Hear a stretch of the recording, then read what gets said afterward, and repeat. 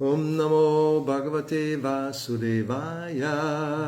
Om Namo Bhagavate Vasudevaya. Om Namo Bhagavate Vasudevaya. Om Namo Bhagavate Vasudevaya. Om Namo Bhagavate Vasudevaya. Om Namo Bhagavate Vasudevaya. So reading from Srimad Bhagavatam, 3rd Canto, Chapter 29, Explanation of Devotional Service by Kapila Deva, text 35. Translation, purport by His Divine Grace, A.C. Bhaktivedanta Swami Prabhupada. Bhakti-yoga-scha yoga-scha. Bhakti-yoga-scha yoga-scha. Maya manavyudiritaha. Maya manavyudiritaha. Yayor ekatare naiva. Yayor ekatare naiva. Purusha purushang vrajet. Purusha purusham vrajet. Bhakti-yoga-scha yoga-scha. Bhakti-yoga-scha yoga-scha. Maya manavyudiritaha. Maya manavyudiritaha. Yayor ekatare naiva. Yayor ekatare naiva. Purusha purushang vrajet. Purusha purusham vrajet. Bhakti-yoga-scha yoga-scha. Bhakti-yoga-scha yoga-scha. Maya manavyudiritaha. Maya manavyudiritaha. Yayor ekatare naiva. Yayor ekatare naiva. Purusha purushang vrajet. Purusha purusham vrajet. Bhakti-yoga. Bhakti-yoga. Devotional service. Devotional service. Cha and yoga. Yoga. Mystic yoga. Mystic yoga. Cha also. Also. Maya Maya. by me. Bhakti. Manavi, Manavi. O daughter of Manu. Odorma. Udiritaha, Udirita. described. Described. Yayoho, Yayo. of which two. Of which two. Ekatarena, Ekaterina. by either one. Bhadava. Eva, Eva. alone. Alone. Purusha, Purusha. a person. Person. Purusham, Purusham. the supreme person. The supreme person. Vrajet, Vrajet. can achieve. Can achieve. Translation, O my dear mother, O daughter of Manu, a devotee who applies the science of devotional service and mystic yoga in this way can achieve the abode of the Supreme Person simply by that devotional service. Purport. Herein the Supreme Personality of Godhead Kapila Deva perfectly explains that the mystic yoga system, consisting of 8 different kinds of yoga activities, has to be performed with the aim of coming to the perfectional stage of Bhakti-yoga. It is not acceptable for one to be satisfied simply by practicing the sitting postures and thinking himself complete. By meditation, one must attain the stage of devotional service. As previously described, a yogi is advised to meditate on the form of Lord Viṣṇu from point to point, from the ankles to the legs, to the knees, to the thighs, to the chest, to the neck, and in this way gradually up to the face and then to the ornaments. There's no question of impersonal meditation. When by meditation on the Supreme Personality of Godhead in all detail, one comes to the point of love of God, that is the point of Bhakti-yoga. And at that point, he must actually render service to the Lord out of transcendental love. Anyone who practices yoga and comes to the point of devotional service can attain the Supreme Personality of Godhead in his transcendental abode. Here it is clearly stated, Purushak Purusham Vrajet. The Purusha, the living entity, goes to the Supreme Person. The Supreme Personality of Godhead and the living entity are qualitatively one, but are defined Both are defined as Purusha. The quality of Purusha exists both in the Supreme Godhead and in the living entity. Purusha means enjoyer, and the spirit of enjoyment is present both in the living entity and in the Supreme Lord. The difference is that the quantity of enjoyment is not equal. The living entity cannot experience the same quantity of enjoyment as the Supreme Personality of Godhead. An analogy may be made with a rich man and a poor man. The propensity for enjoyment is present in both, but the poor man cannot enjoy in the same quantity as the rich man. When the poor man dovetails his desires with those of the rich man, however, and when there is cooperation between the poor man and the rich man, or between the big and small man, then the enjoyment is shared equally. That is like Bhakti-yoga. Purusha Purushang Vrajet, when the living entity enters into the kingdom of God and cooperates with the Supreme Lord by giving him enjoyment, he enjoys the same facility or the same amount of pleasure as the Supreme Personality of Godhead. On the other hand, when the living entity wants to enjoy by imitating the Supreme Personality of Godhead, his desire is called Maya, and it puts him into the material atmosphere. A living entity who wants to enjoy on his personal account and not cooperate with the Supreme Lord is engaged in materialistic life. As soon as he dovetails his enjoyment with the Supreme Personality of Godhead, he is engaged in spiritual life. An example may be cited here. The different limbs of the body cannot enjoy life independently. They must cooperate with the whole body and supply food to the stomach. In so doing, all the different parts of the body enjoy equally in cooperation with the whole body. That is the philosophy of Achintya Bheda Bheda, simultaneous oneness and difference. The living entity cannot enjoy life in opposition to the Supreme Lord. He has to dovetail his activities with the Lord by practicing Bhakti-yoga. It is said herein that one can approach the Supreme Personality of Godhead by either the yoga process or by the Bhakti-yoga process. This indicates that factually there is no difference between yoga and Bhakti-yoga because the target of both is Viṣṇu. In the modern age, however, a yoga process has been manufactured which aims at something void and impersonal. Actually, yoga means meditation on the form of Lord Viṣṇu. If the yoga practice is actually performed according to the standard direction, there is no difference between yoga and Bhakti-yoga. Bhakti-yogascha yogascha maya manavyudiritaha yayo ekatare naiva purushang vrajet. My dear mother, O daughter of Manu, a devotee who applies the science of devotional service and mystic yoga in this way can achieve the abode of the Supreme Person simply by that devotional service. Om Jnana Tirandasya Gyananjana Shalakaya Chakshurunditam Yena Tasmai Shri Gurave Namaha Sri Chaitanya Manobhishtam Stapitam Yena Bhutale Soyam Rupa Karamayam Dadati Swapadantikam Hey Krishna Karuna Sindho Dinabandho Jagatpate Gopesha Gopika Kanta Rarakanta Namostate Tapta Kanchana Gaurangi Radhe Vrindavaneshwari Vrishabhanu Sutradevi Pranamami Hari Priye Vanchakalpa Tarubhyascha Kripa Sindhuvevacha Patitanam Pavanebhyo Vaishnavebhyo Namo Namaha Sri Krishna Chaitanya Prabhu Nityananda Sri Advaita Gadadhara Shivasadi Gaura Bhakta Vrinda Hare Krishna Krishna Krishna Hare Hare Hare Rama Rama Rama Hare Hare. So this is the culmination of Kapila's instructions about the perfect human being.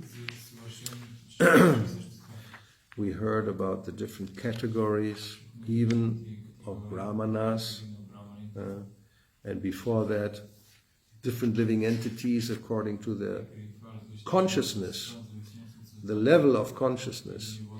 They are categorized.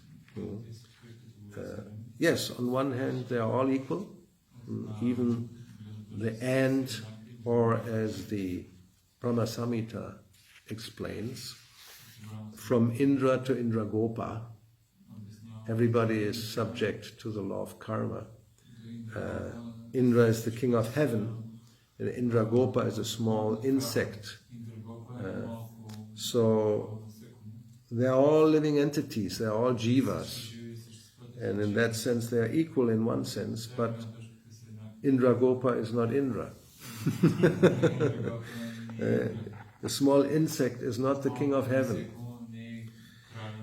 But the Indragopa in time can qualify himself to become Indra.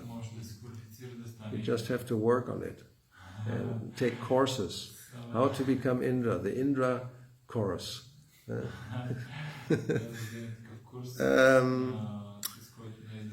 And Indra, if he acts in specific ways, he can become an Indragopa. So the differences are there that we have to understand and we accept. And now in this verse, the supreme human being is described, that is the devotee. A devotee who applies whatever has been explained about devotional service, he can go to the supreme destination. That's the perfection of life. You don't even want to become an Indra or Brahma. There's no point. The devotee is not interested, even in the highest position in the material world. In one of the purports, Prabhupada pointed that out. Let's see if I remember. He said a devotee is not interested in achieving a higher position in life, which we shouldn't misunderstand. It means in material life, just to improve one's material position and become more rich or more powerful. That's a waste of time. So the mystic yoga process, which culminates in Bhakti-yoga, is actually meant for going beyond the material world. Yes. So, Purusha, Purushang Vrajet, the living entity, it's also called Purusha. Both are Purusha. Here we have the same word. Looks like the Purusha goes to the Purusha. What does that mean? And some Mayavadi may think, yes, I am going to myself. I chant my own name, right? Well, as we heard, some of them think like this. I'm the Soham. I'm the Purusha. Yes, you are Purusha, like Ishvara. Same thing. We have Ishvaroham, the demon thinks, I'm the Ishvara. And Prabhupada explains everybody's Ishvara. Because we're all part and parcel of Krishna. Krishna is Ishvara. He's Ishvara, Parama. And we are Ishvara. We are Ishvara non-Parama. Small Ishvara. Maybe we control, well, it depends. Like the dog controls, he's an Ishvara also. He controls the area, what the chain allows him to go. Nobody can enter. If some rabbit comes, he will either eat it or, get it out. If a cat comes, not allowed to enter. When a cow comes, he's afraid. She may enter, she's bigger. But he barks, don't enter, I'm controlling here. So, yes. Then you control the whole place, the greenhouse, you control the cucumbers, and the workers, and the cows sometimes, so you're controlling. Then there's a mayor probably in the little village. He's controlling the village, more or less, he's trying. And then you have a president of the country. He thinks he's controlling the country. And then Indra controls heaven. He is thinking, I'm the king here. And Brahma controls the universe. So they're all Purusha or Ishvara, but Krishna is Ishvara Parama. So everybody else actually in comparison to Ishvara, to the Ishvara Parama is insignificant. Let me see. Yes. Yes, because one of the expansions of Krishna is Mahavishnu, right? And he's just a part of a part, because first is Krishna, then is Balaram, then is Sankarshan, then Mahasankarshan, then another Sankarshan, then Mahavishnu. So, and from him all the universes come out. And in one universe, he goes in all the universes, and Garbhodakashai Vishnu, and in one of the universes, or in all of them, then a lotus flower sprouts from the navel, and there Brahma is born. So he's insignificant. He's just one amongst millions of Brahmas coming from a lotus flower of the Supreme. So, what is your position?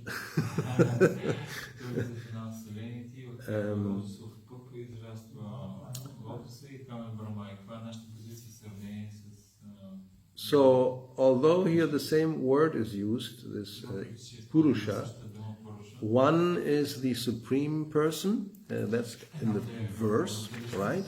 And the other one is the living entity. So it says, in this way the devotee can go to the abode of the Supreme Person. The Purusha can go to the Purusha, or Param Purusha. Sometimes Krishna is called Param Purusha, Purusha Param, the Supreme Purusha. There's many Purushas, he's the Supreme Purusha. So, let me see here. Yes. So we shouldn't confuse. Sometimes we may see the same word, and our thinking, Western thinking, is if it's the same word, it's the same. Right? Yes, that's what we think. And it's wrong. In Sanskrit, it's not necessarily like that. Like Atma can mean soul, body, mind, depending on context.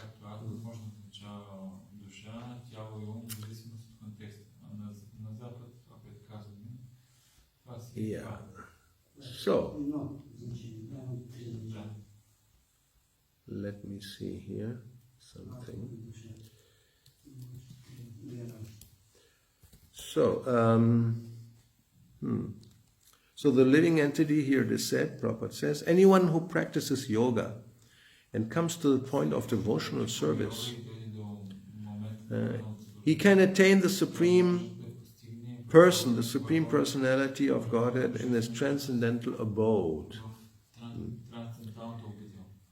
Here it is clearly stated, Purusha Purushang Vrajet. The Purusha, the living entity, goes to the Supreme living entity, the Supreme Person. Like we had this verse, Nityo Nityanam Chetanash Chetananam. It's also the same words. There's Nitya, Nitya. There's the small Nitya and the big Nitya. Yeah? The living entity and the Lord.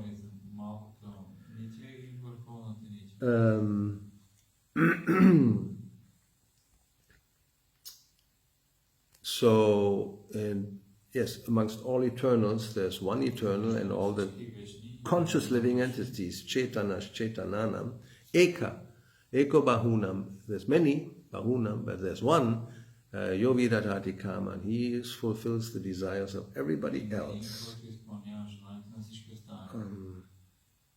Let me see.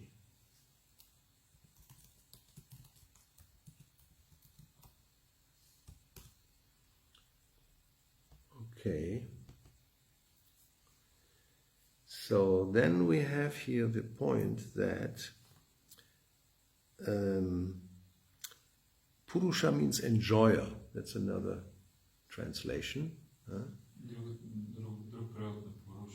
And now Prabhupada points out a very important fact that the spirit of enjoyment is present both in the living entity and in the Supreme Lord. Anandamayo Vyasat, Vedanta Sutra, summarizes in just a few words that the goal, you could say the goal of life is to enjoy. Yes. Don't be surprised. So, therefore, we also have this tendency, and we can see it in this world. Everybody, whatever we do, the idea is I want to enjoy. Nobody acts in a way to suffer. But the problem is the world is made in such a way you suffer anyway, even if you don't want. But the goal is enjoyment. And the problem is if we try to do it materially, then it's always, first of all, incomplete. It will never really satisfy completely. And generally, enjoyment is always, you can say, connected with suffering. Especially certain types of enjoyment, like drinking, becoming drunk. And of course, Prabhupada always points out sex, because that's in the Bhagavatam, that's Prahlad Maharaj pointing out. Yanmai tunadi griya medi sukham hituchcham kandu yanena dukkha dukkam. It's a source of misery. And Prabhupada said, well, whether illicit or illicit, then when children come, then you start to suffer. And even maybe before that. So that's the material world. You try to enjoy, and there may be some little pleasure, but then there is the reaction to that, and you have to suffer. That's not in the spiritual world. This is not like that. So it's always, actually, this enjoyment is always expanding. It's always getting more and more.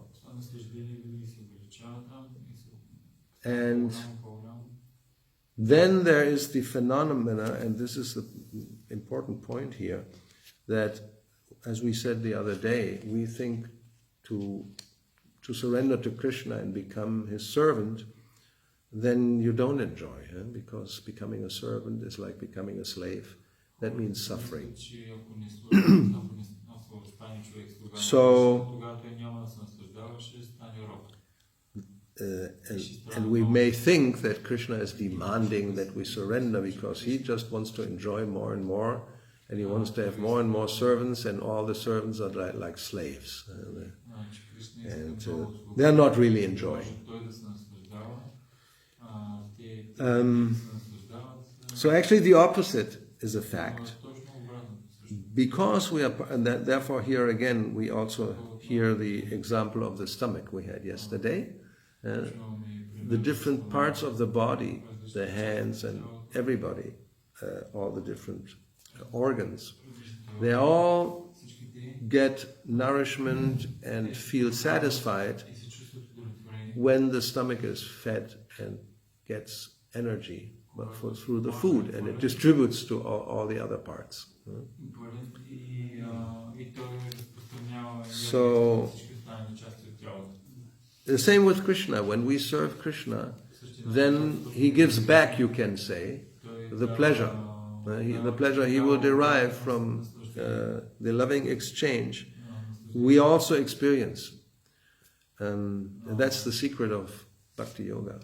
You actually, and that's now we're going to read about this, you enjoy more than Krishna. Wow, that's an interesting idea. Of course, that is not the motive. Not that, oh, I'll become a devotee and then I will enjoy more than Krishna because that's what it says. That's my goal.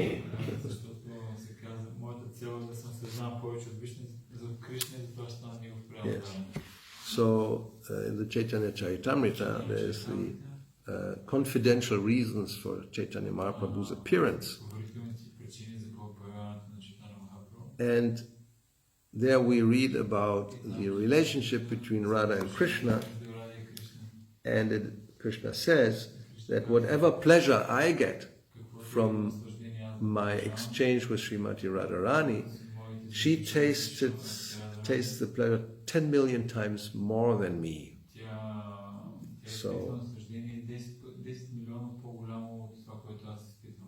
So, and that also is true for the other servants, not just only Radharani. She's the topmost servant, but everybody else who is also connected through service, they're also experiencing this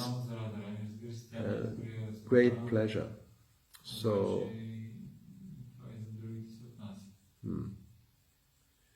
yes, in the technical term is Vishaya and Ashraya. Vishaya is the object of enjoyment, and Ashraya is the abode of the enjoyment, giving the enjoyment. So, as it is said, the abode, the pleasure of the abode of the Ashraya is 10 million times, and actually increasing. This is just a figure to give us some idea, but it's more than that even. Koti, 10 million times greater. So,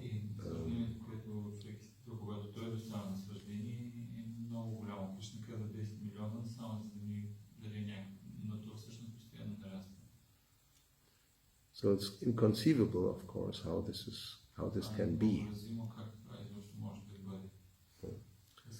So, anyway, the process to experience this, to approach the Lord, is yoga, Bhakti-yoga. And we should, and that was one of Prabhupada's points, not confuse the today's so-called yoga with that Bhakti-yoga. Has nothing to do with it. It's just gymnastics. That's all.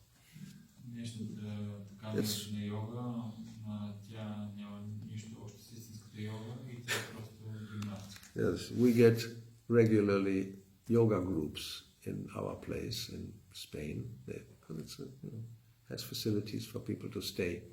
So they come, and we had a few groups coming, and then they, in the morning when we are in the temple and chant the holy name, they're doing yoga. What was one of them? There was just non-moving, standing. I mean, they have some exercise. You take a position, and how long you're going to... Huh? Okay, then you move very slowly, and meditate, of course. We don't want to know on what, because what are you going to meditate? Not on Krishna for sure. Whatever they do, it's just, it's an invention. Where does it say in the yoga scriptures, even Patanjali, that you should do that? No, there's 8 Ashtanga yoga, asana and pranayama and yama niyama and pratyahara, like that, dharana and samadhi, but not,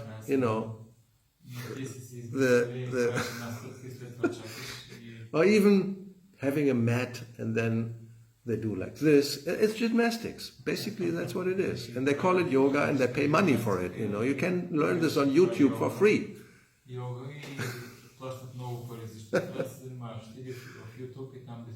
Even you go, just Google, and you get a whole sheet full of what you have to, do like this and like that. move around, and that's yoga. So great. You don't have to pay for it. But that's not yoga. Yoga means connection. You have to connect to the Supreme, and the only real connection is through bhakti. It's not by any mechanical means. So we should try to follow this path given by Kapila Deva, and then we have the opportunity to approach the Supreme Person in his abode. And as Krishna says in Bhagavad Gita, once you approach me in that abode, then nanivartante, you don't come back to the material world. That's mamupetya punajanma dukhalayam ashashvatam.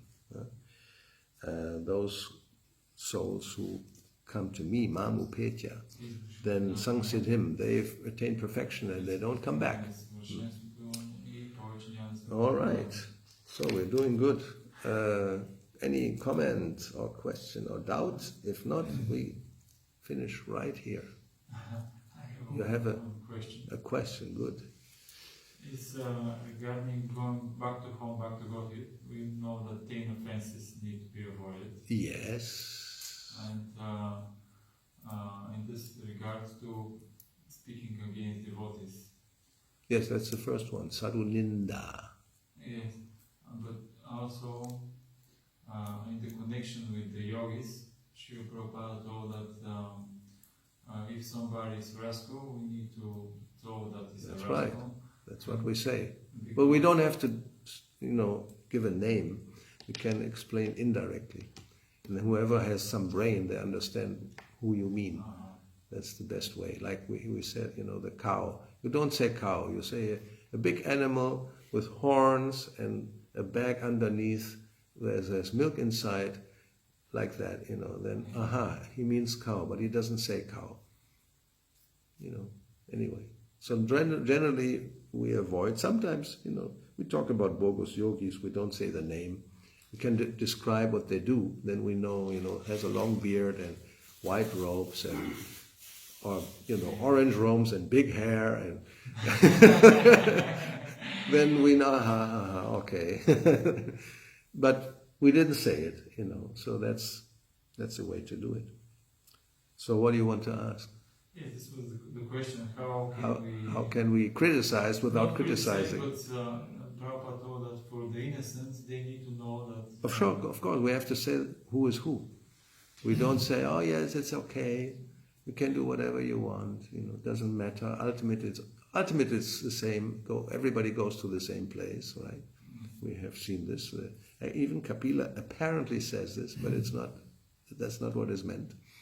Or Krishna says, everybody is on my path, right? The other day we had this Vartmane, everybody is following my path, indirectly or directly. But the indirect way is not the way. Then it may take millions of years, you're on the path, right? Because everybody is part and parcel of Krishna, so we're all connected, that's another. So what's the problem? We're all connected with the Lord. Yeah, that's right. But, it's directly or indirectly. So it's... Anyway, so I think for anybody who has a brain, it's clear. So yes, we have to point out if somebody pretends to be something that he's not, he's a cheater, then we have to say that. We don't say, yes, he's a teacher of Bhakti-yoga or yoga when he's not a teacher of yoga. He's cheating people. People think I'm practicing yoga, but they don't even know what yoga is. It's not explained. So that we can say, based on what we have in the scripture. Yoginam api sarvesham yamat gatirantharatmana. That's the best. You can have some yoga, okay, but Krishna says the best is this. So why don't we accept that? Why don't we want the best? Why do we want to have third-class yoga? Or fifth class, just doing gymnastics, keeping the body fit, and then you die anyway. Or have a peaceful mind. You can die with a peaceful mind, so what's the point? That's, we have to understand. People think, the goal is just to become peaceful and healthy. What is the use of that? Some use, but it's not the goal. And actually, as Prabhupada points out, if you practice Bhakti-yoga properly, then this peacefulness and being healthy comes as a secondary automatic byproduct. You don't have to endeavor for it separately. If you just take prasadam, right amount, and are in kirtan and you dance, that's your exercise. You don't have to do any more than that. It's sufficient. You do it every day, then you keep healthy.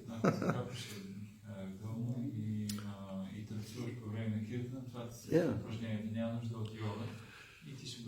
You don't become drunk on the weekend. You take lassi nectar or whatever, mango shake.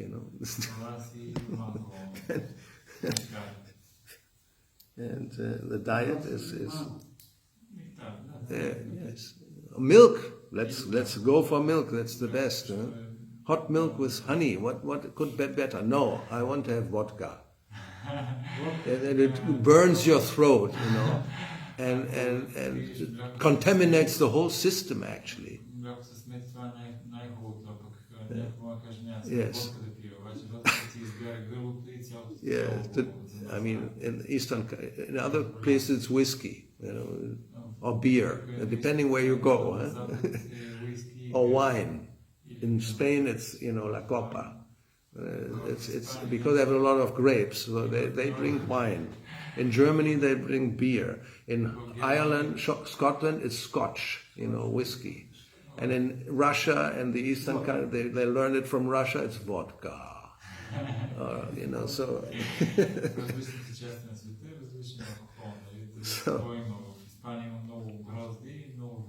So today I heard a class Prabhupada said today about, because it's a verse in the first canto that one drop of alcohol contaminates a whole pot of liquid, right? It's also liquid. So he said, so just imagine, one drop contaminates, if you have a whole, like many liters of something, you put one drop of alcohol, the whole thing is spoiled. It's contaminated. And people drink it, not just one drop. They drink a whole bottle. So how contaminated everything becomes.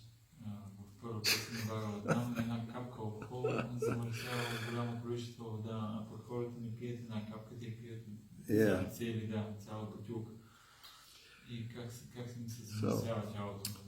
So we should point this out, of course. We don't, how I say, beat around the bush. You don't dare to say anything. No, you don't insult, but you can say the truth without insulting.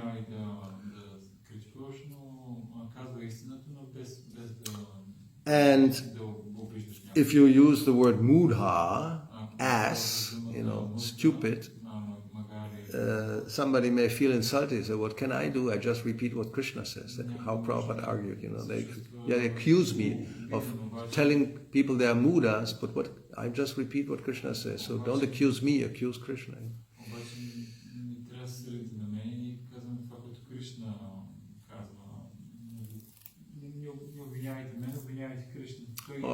He translates muda as fools and rascals. Very famous expression, comes all the time, right? So one time, it was a garden conversation in Los Angeles, and Prabhupada said, about the materialistic, where they're fools and rascals. And there were some professors from LA University present. So they made a complaint.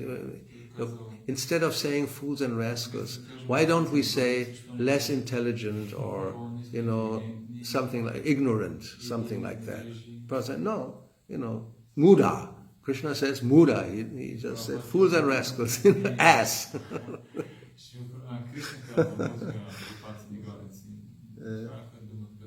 So you can say that, but still, sometimes maybe not directly, so they don't become offended and then commit offenses also. But still, we don't beat around the bush. Okay, anything else? 1, 2. Okay, 3. Srila Prabhupada ki jai, Granthara Srimad Bhagavatam ki jai, Sri Sri Gaunitai Gaura Bhakta Vrinda ki jai, Hare Krishna.